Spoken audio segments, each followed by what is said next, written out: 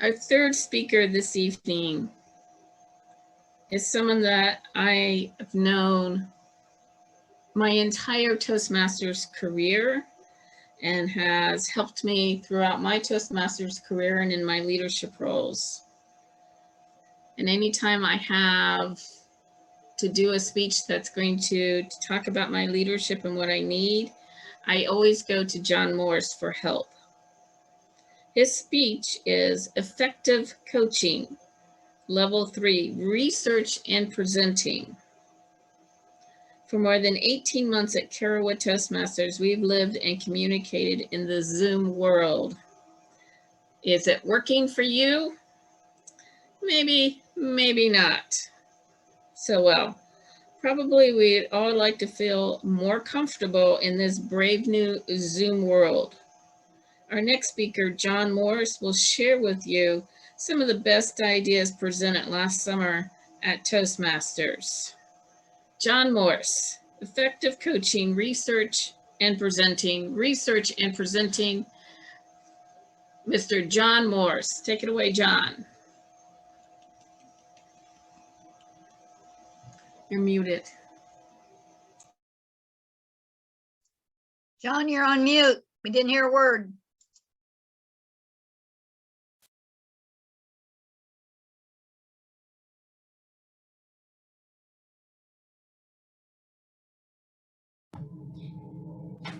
Let me repeat. Yep.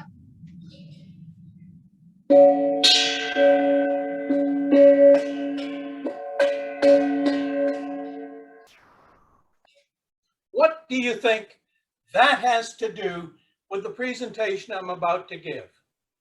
Madam Toastmaster, fellow Toastmasters and guests.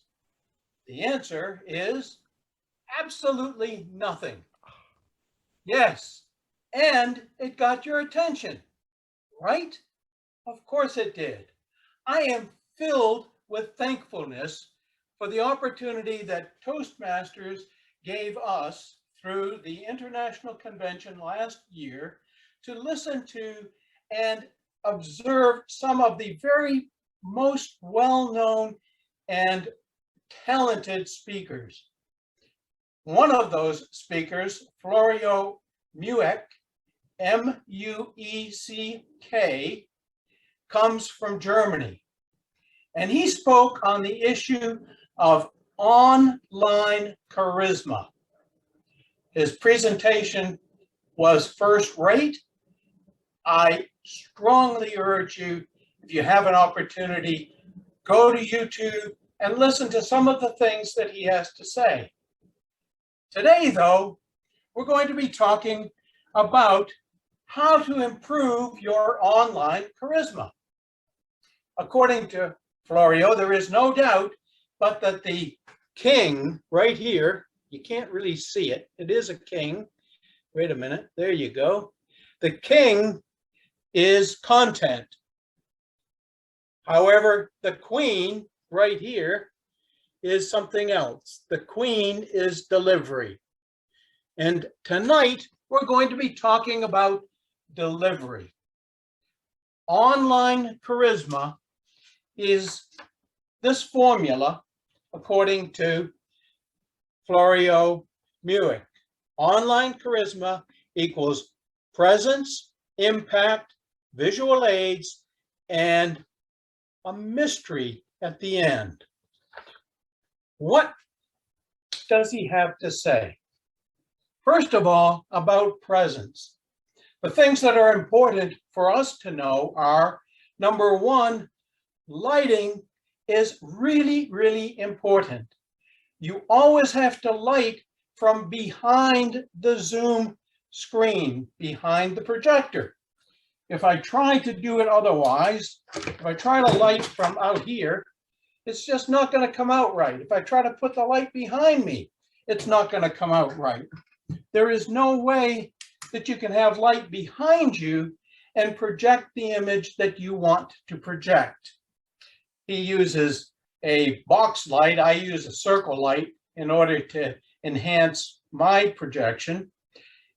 And it's really, really important to make sure that your lighting is behind you.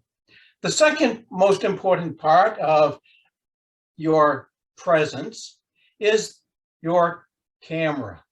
The camera is important because the camera that comes with your computer is very, very flat, and it probably doesn't serve you well. He suggests, for example, to use the Logitech C920E. I don't use it. However, I did go out and purchase a Logitech, a little bit lesser, 720 pixels. It still is high definition. It still serves me well, and it will serve you well in projecting the best that you can project. The third, of course, is sound. That's important to us all. It's very important if you're going to be speaking in a contest, as Jake was, perhaps to use a lapel microphone or to use a microphone that best serves him for that occasion.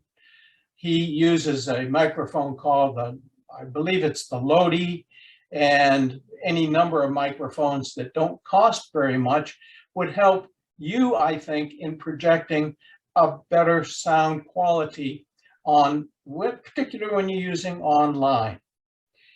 Going from presence, the I part of the equation is impact. Impact means eye contact. Eye contact means I have to look at that camera. Unlike speaking in public, unlike speaking in front of a crowd where I can look to the left and look to the right, I have to look at the camera. And it makes a huge difference because every time I look down to look at notes, my evaluator is going to tell me, you read your notes too much. I know that's going to happen. So I have to look at the camera. The third part of his presentation dealt with visual aids. He says, reduce the slides as much as possible. Now I have to say that last week, Jake and Mono both used share screen extremely, extremely well. And there's no doubt but that their speeches were enhanced by it. Nevertheless, the less you use of the slides, the more you use stuff, the better off your presentation will be. He suggests use stuff whenever you can. You might remember that I gave a speech about Dusty Rhodes in the World Series of 1954, and I had this bat to prove it. I had other visual aids, other stuff that I use. The more you use, stuff, the less you use of the slides, the better your image will be online. Madam Toastmaster and fellow Toastmasters, there is no doubt but that Zoom is here to stay. We have to be aware of it. We have to be aware of the fact that we are living in a Zoom world. We are living in a hybrid world, and there is no getting around it.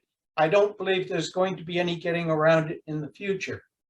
The better we project, the better we make ample use of this sort of information, the better and more charismatic we will be. Madam Toastmaster.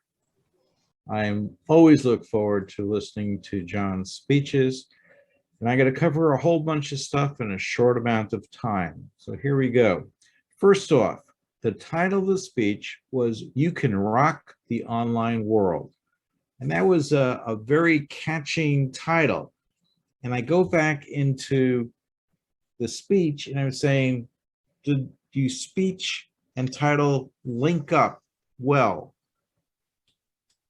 Think about that.